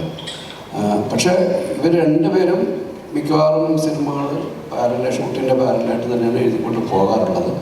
പക്ഷെ കഥയുടെ ഒരു ധാരണയുള്ളതുകൊണ്ട്, ഒരു വൺ ലൈൻ ഉള്ളതുകൊണ്ട് നമുക്ക് അറിയാം ഇനി ഇന്ന ഓരോ സീനിൻ്റെയും കണ്ടന്റ് നമുക്കറിയാം. പക്ഷേ ഡീറ്റെയിൽ ആയിട്ടുള്ള സ്ക്രിപ്റ്റ് കിട്ടുന്ന അവസാന നിമിഷത്തിലായിരിക്കും. പക്ഷെ അതങ്ങ് ചെയ്ത് ഞങ്ങൾക്കൊക്കെ ശീലമായി പോയി. ആ ഒരു പ്രഷറിൽ നിന്നുകൊണ്ടാണ് എല്ലാ സിനിമകളും അക്കാലത്ത് ചെയ്തു വന്നിട്ടുള്ളത്. ഇപ്പം ഞാൻ ഭരതം ചെയ്തതും അങ്ങനെ തന്നെയാണ്. വല്ലാത്ത കഥയേ ഇല്ല, പാട്ടുകളൊക്കെ അപ്പം വരിക, അങ്ങനെയും ഷൂട്ട് ചെയ്തിട്ടുണ്ട്. ഇതെൻ്റെ ആദ്യത്തെ സിനിമയെന്ന് കൂടെ ആലോചിക്കണം. ഞാനങ്ങനെ 7 പടങ്ങളിൽ അസോസിയേറ്റ് അസിസ്റ്റൻ്റായിട്ടൊക്കെ വർക്ക് ചെയ്ത ശേഷം ആദ്യ സിനിമ വരുമ്പോൾ തന്നെ മുഴുവൻ സ്ക്രിപ്റ്റില്ലാതെ ചെയ്യേണ്ട ഒരു അവസ്ഥയിലാണ്. പക്ഷേ നമുക്ക് ഒരു ഗുണമുള്ളത്, നമുക്ക് എല്ലാ ആർട്ടിസ്റ്റുകൾക്കും അവൈലബിളാണ്, എല്ലാവരും ലൊക്കേഷനിലും ഉണ്ട്. അപ്പം ഏത് സീൻ എപ്പോഴും എടുക്കണമെന്ന് വെച്ചാലും നമുക്ക് ആൾക്കാരുണ്ട്, ആർട്ടിസ്റ്റ് കൂടെയുണ്ട്. പിന്നെ നമ്മൾ ഈ ഒരു എക്സ്പീരിയൻസ് ഉണ്ട്. 7 സിനിമകളാണെങ്കിലും അതിനകത്ത് വലിയ രീതിയിൽ നമ്മൾ ഇൻവോൾവ് ആയിട്ടാണ് അസിസ്റ്റൻ്റായിട്ട് വർക്ക് ചെയ്തത്. അപ്പം ഇത്തരം പ്രഷറുകളൊക്കെ നേരിട്ട് തന്നെയാണ് അവിടേക്ക് എത്തുന്നത്. കമൻറ്റും അതുപോലെ തന്നെ എനിക്ക് വേറെ എന്താ വെച്ചാൽ സിബി പറഞ്ഞതിൻ്റെ തുടർച്ച തന്നെയാണ്. ശ്രീനിവാസനായിട്ട് ചെയ്ത പടങ്ങളൊക്കെ തന്നെ ഒരു പടത്തിനും ഒരു ഫുൾ സ്ക്രിപ്റ്റ് നേരത്തെ എഴുതിയിട്ടില്ല. എല്ലാം ഡയലോഗ്സ് ലൊക്കേഷനിൽ നിന്നിട്ട് എഴുതിയിട്ടുള്ളൂ.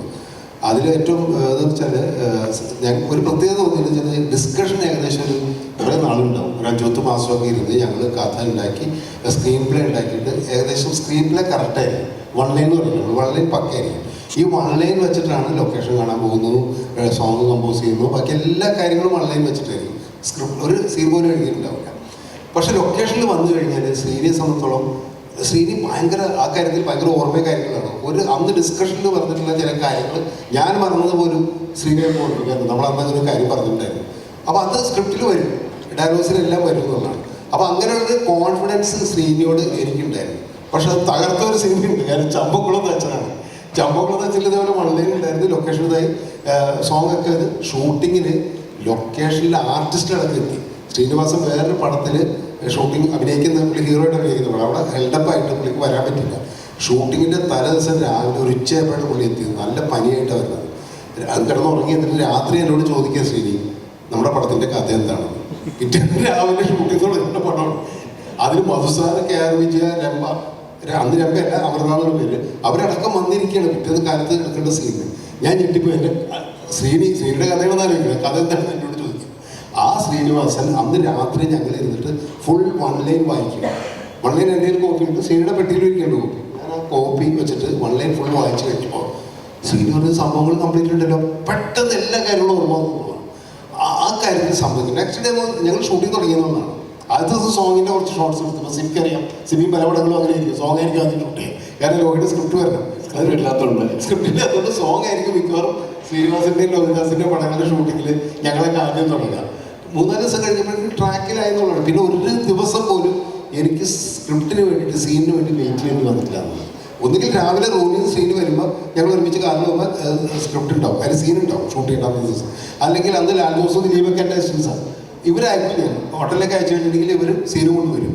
ഇങ്ങനെയാണ് ഷൂട്ട് ചെയ്തുകൊണ്ടിരുന്നത്. ഇപ്പം ജഗദീഷ് അത്ഭുതം എന്ന് പറയുന്നത് ഫസ്റ്റ് ഡേ എടുക്കുന്നത് 98 സീനുകൾ ഉണ്ടെങ്കിൽ 97ാമത്തെ സീൻ വേണമെങ്കിൽ എഴുതി കൊടുക്കും. ഇത് വേറെ ഒരു റൈറ്റർ കൊണ്ടും പറ്റില്ല. കാരണം കഥ ഡെവലപ്പ് ചെയ്യുന്ന രീതിയിൽ ഒരു ക്യാരക്ടർ എങ്ങനെയൊക്കെയാണ് സംസാരിക്കുക, ഒരു ക്യാരക്ടർ എങ്ങനെയൊക്കെയാണ് ബിഹേവ് ചെയ്യാന്ന് ഒരു 5 സീൻ എഴുതി കഴിഞ്ഞാൽ അത് പിടികിട്ടും. ഇത് ഫസ്റ്റ് ഡേ 97ാമത്തെ സീൻ എഴുതി കൊടുക്കാൻ ശ്രീനിവാസിന് കഴിയും.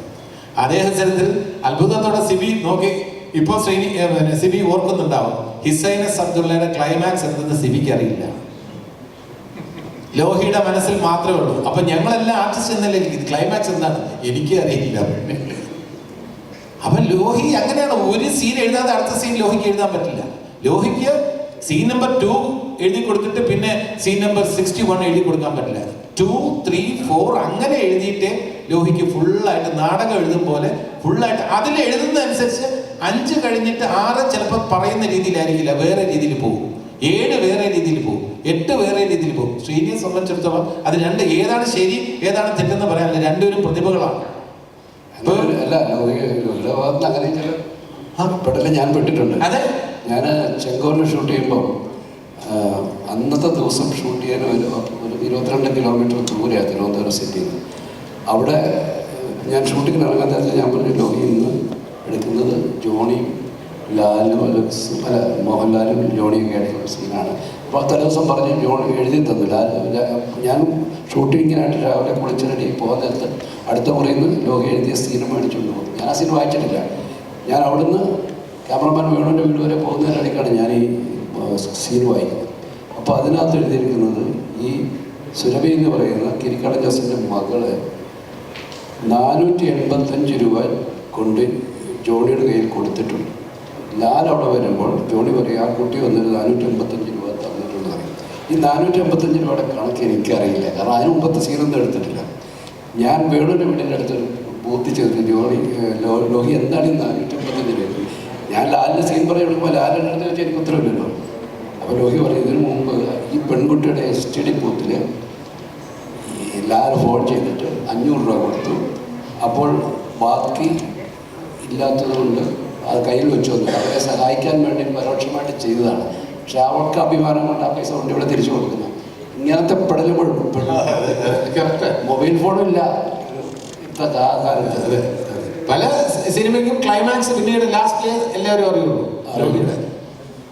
അല്ല, അന്നത്തെ സിനിമയുടെ മൊത്തം രീതികൾ അങ്ങനെയായിരുന്നു. പക്ഷെ അത് ഒരു വിറാക്കളായിരുന്നു. ആ പടങ്ങളൊക്കെ വലിയ വലിയ ഹിറ്റായിട്ടുണ്ട്. പലതും 10-20 ദിവസം കൊണ്ടൊക്കെ തീരുന്നല്ലേ. പിന്നെ അതാണ് 20 ദിവസം 25 ദിവസത്തിൽ ഒരു പടം തീരുമല്ലേ. ഈ കാതോട് കാതോടൊക്കെ എത്ര ദിവസം ഷൂട്ട് ചെയ്ത് കാണും? 40 ദിവസം ഉണ്ടാവും. 2 ഷെഡ്യൂളൊക്കെ 2-3 സ്ക്രിപ്റ്റിന്റെ പ്രശ്നമാണ്. അല്ല, അത് കുറച്ച് സ്ക്രിപ്റ്റിന്റെ പ്രശ്നങ്ങൾ ഉണ്ടായിരുന്നു.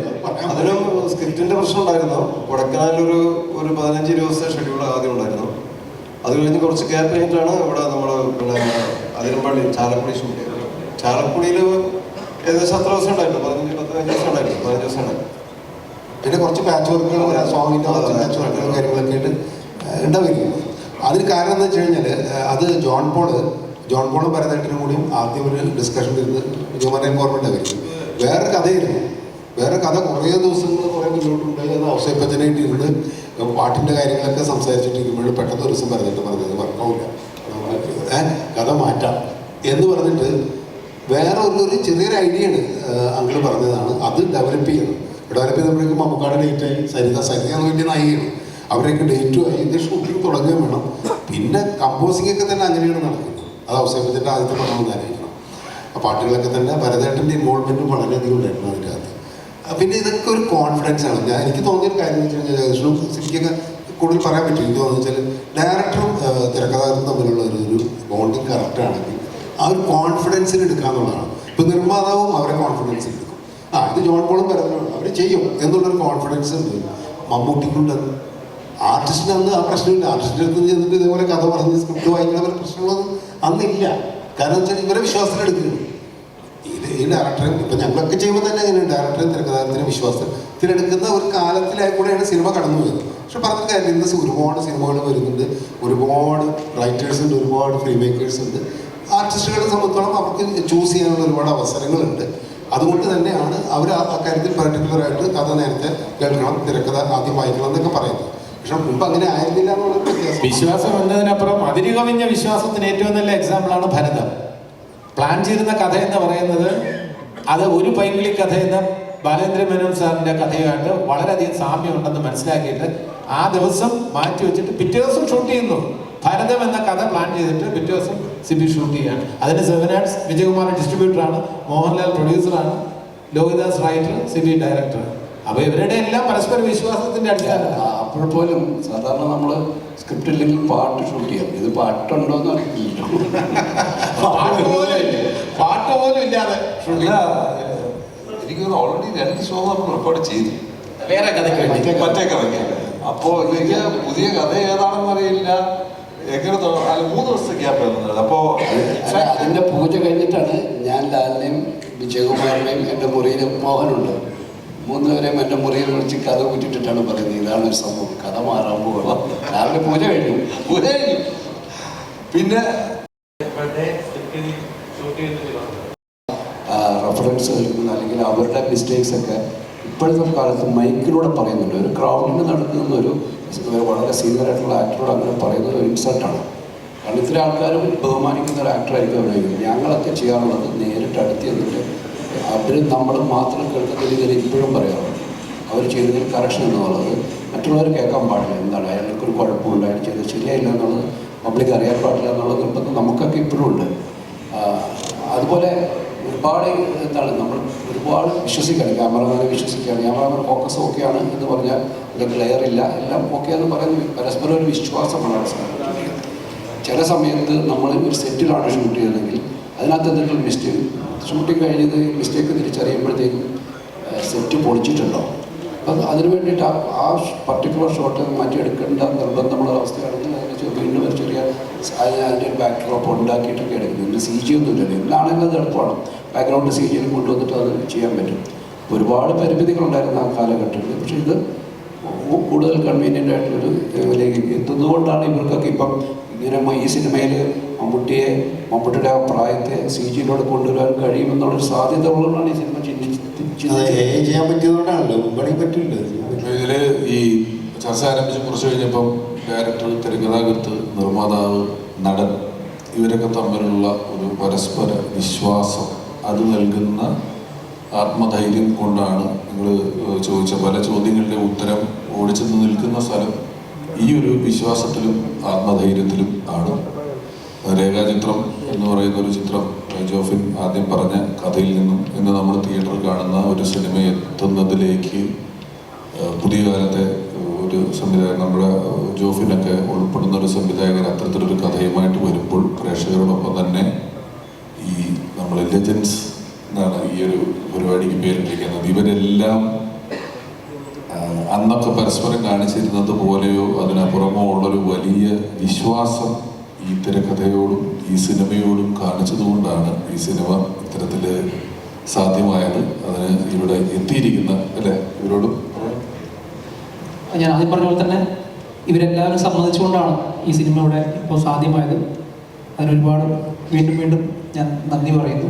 അതിനൊപ്പം തന്നെ എനിക്ക് പറയാനുള്ളൊരു കാര്യം, ഈ സിനിമയുടെ ആദ്യ പ്രീ പ്രൊഡക്ഷൻ തൊട്ട് ഇന്ന് വരെ എൻ്റെ ഒപ്പം ഓടുന്ന കുറേ ആൾക്കാരുണ്ട് ഇവിടെ.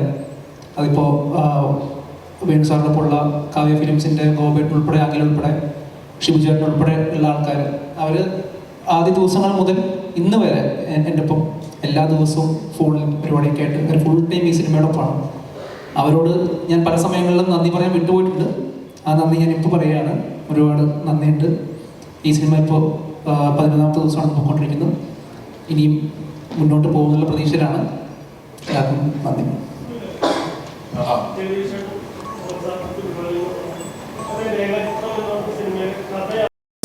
ബുദ്ധിയുള്ള ഒരു ട്വിസ്റ്റ് ഞാൻ കൊണ്ടുവന്നിട്ടുണ്ട്. ഇങ്ങനെ ആയിക്കൂടെ, വലിയ ബുദ്ധിയൊന്നും അല്ലെങ്കിലും ഒരു ചിന്ത, അങ്ങനെ ഒരു സംഭവം നടന്നിട്ടില്ല. അങ്ങനെ ചിന്തിച്ചൂടെ വിവേക് എന്ന് ചോദിക്കുന്ന തരത്തിൽ അങ്ങ് ബുദ്ധിയുള്ള രീതിയിൽ ചിന്തിക്കുന്ന ഒരാളായിട്ട് ജഗദീഷിനെ അവതരിപ്പിച്ചിരിക്കുക. അല്ല, ആ ക്യാരക്ടറാണ് വേറെ ഒരാൾക്കും ഈ സിനിമയെ കൊടുക്കാനും പറ്റത്തില്ല. അതൊക്കെ ജഗദീഷ് ചേട്ടൻ എഴുതിയ ആ പരിപാടിയിലായി പോയി. അത് മാത്രമല്ല, പഴയ അപ്പുകുട്ടനല്ലോ ഇപ്പൊ ജഗദീഷ് വളരെ സീരിയസ് ആയിട്ട് റോളുകൾ ചെയ്യുന്നുണ്ട്. അപ്പൊ അതുകൊണ്ട് കാരണം എല്ലാ സിനിമയ്ക്കും ഇപ്പൊ സെക്കൻഡ് പാർട്ടിന്റെ ഒരു ട്രെയിലർ കാണിച്ചിട്ട് നിർത്തും എന്ന് പറഞ്ഞ പോലെ ഏതാണ്ട് 10 മിനിറ്റ് മുമ്പ് ജോബിൻ നന്ദി പറഞ്ഞ് അവസാനിപ്പിച്ച ശേഷം ഞങ്ങൾ സെക്കൻഡ് പാർട്ടിന്റെ ചോദ്യം ചോദിച്ച നിങ്ങളോടുള്ള നന്ദി ഈ അവസരത്തിൽ അറിയിക്കുന്നു. Thank you.